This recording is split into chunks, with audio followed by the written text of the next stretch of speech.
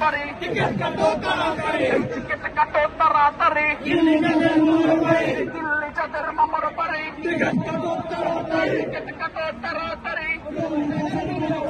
We want justice. We want democracy. আমার যে সেনাবাহিনী যুদ্ধ করে আমার দেশ স্বাধীন করেছে, তারা আমার সন্তানদের উপর গুলি চালাতে পারে না। কোন সেনাবাহিনীর সদস্য আমার কোন মায়ের সন্তানের উপর গুলি চালাতে পারে না। তো অর্থনীতি, ব্যাংকিং, প্রত্যেকটা সেক্টরকে ধ্বংস করে দিয়ে শুধু দুর্নীতির একটি মহাসড়ক তৈরি করেছে বর্তমান ফ্যাসিস্ট।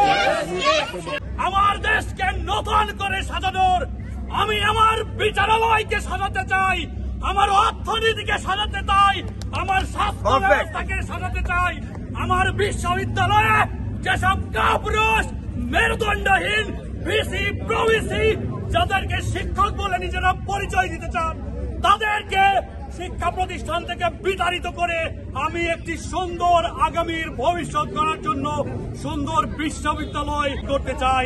আমার দেশকে এই যুদ্ধে বিজয়ী করে আমরা বিজয়ের মালা তাদের গলায় দিয়ে আমরা ইনশাল্লাহ ফিরে আসবো।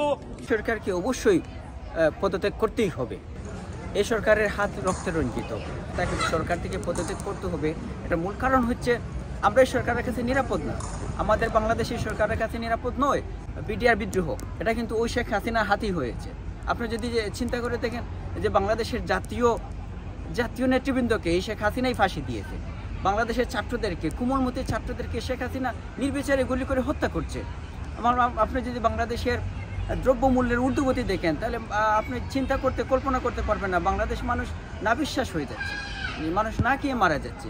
এই অবস্থা যদি বাংলাদেশে চলতে থাকে তাহলে আমাদের বাংলাদেশ আর বাংলাদেশ হিসেবে থাকবে না। আমরা এই জন্য শেখ হাসিনার পতন চাচ্ছি। বাংলাদেশে এখন গণতন্ত্র নয়, টোটালি বাংলাদেশের গণতন্ত্রকে গলা টিপে হত্যা করা হয়েছে। এবং ছাত্ররা তাদের যে কোটাভিত্তিক যে সংস্কারের যে দাবিটা করেছিল, তাদের দাবিটা ছিল যৌক্তিক।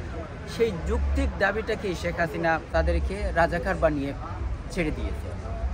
সাধারণ ছাত্ররা সেটাও মেনে নিতে পারেনি, তারা রাস্তায় নেমে এসেছে, প্রতিবাদ করছে।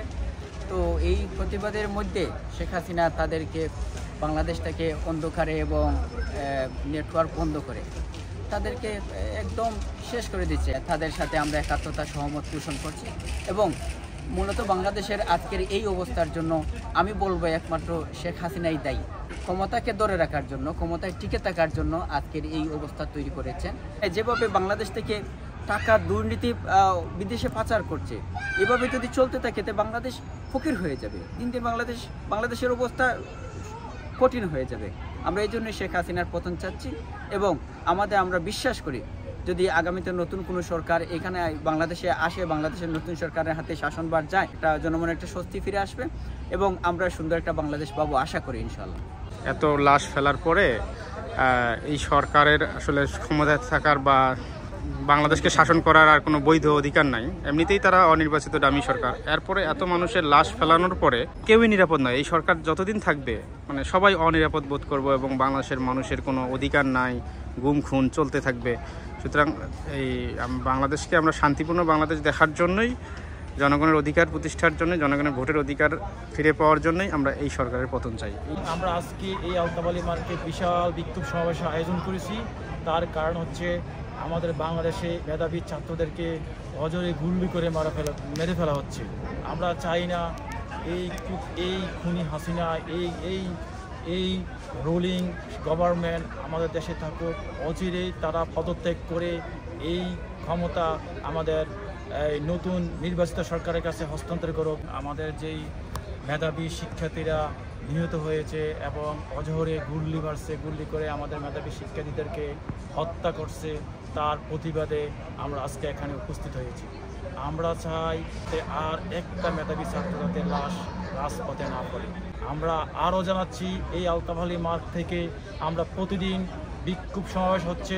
আমাদের মেধাবী ছাত্ররা যাতে আর একটি আবু সাইদের মতো, আবুর রাহিমের মতো কোনো লাশ যাতে রাজপথে না পড়ে। আমরা চাই না আমাদের দেশ মেধাশূন্য হোক। মেধাবী ছাত্রদের উদ্দেশ্যে একটি আমাদের বক্তব্য, এখানে তোমরা এগিয়ে যাও, আমরা তোমাদের পাশে আছি, পাশে থাকবো। সরকার পতন হোক, এই সরকার, এই জালিয়াতি সরকার পতন হয়ে নতুন একটি সরকার আসুক এবং ছাত্রদের সুন্দর একটি ব্যবস্থা করে দেখ, তাদের যৌক্তিক 8 দফা 10 দফা দাবি, এই দাবিগুলো মেনে নোক। আমাদের যে আবু সাহিদের মতো আমাদের ছুটি তাজা প্রাণ, সে কেন গুলি করে মেরে ফেললো সেটার বিচার আমরা আগে চাই।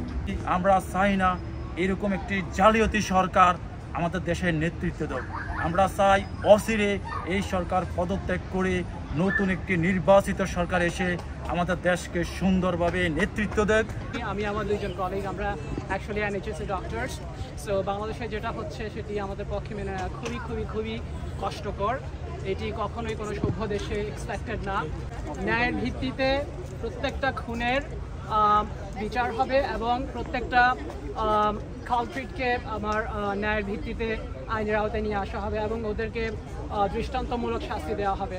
কোটা সংস্কার এটা একটা সিম্পটম, এবং এই সিম্পটম কি করেছে, ব্যাকফায়ার করেছে। এটা কিন্তু আমাদের মূল সমস্যা না। আমাদের মূল সমস্যা হচ্ছে গণতন্ত্র। আমাদেরকে উই মাস্ট রিস্টোর ডেমোক্রেসি। আমাদের যে আকাঙ্ক্ষা ছিল 90-এর গণ অভ্যুত্থানে, to restore democracy, to institutionalise democracy.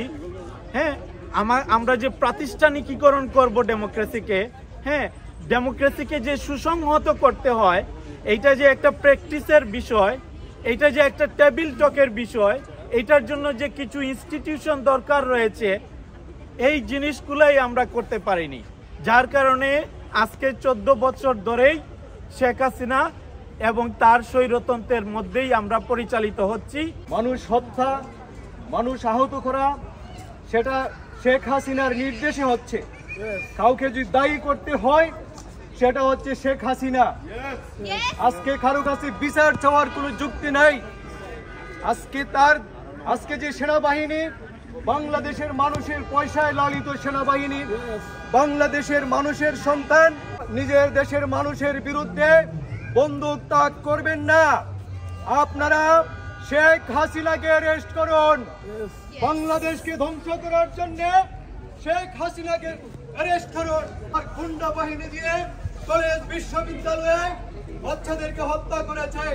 সকল মিডিয়াকে বন্ধ করা হয় যখন একটি দেশে গণহত্যার পরিকল্পনা করা হয়, সেই পরিকল্পনা পালন করা হচ্ছে।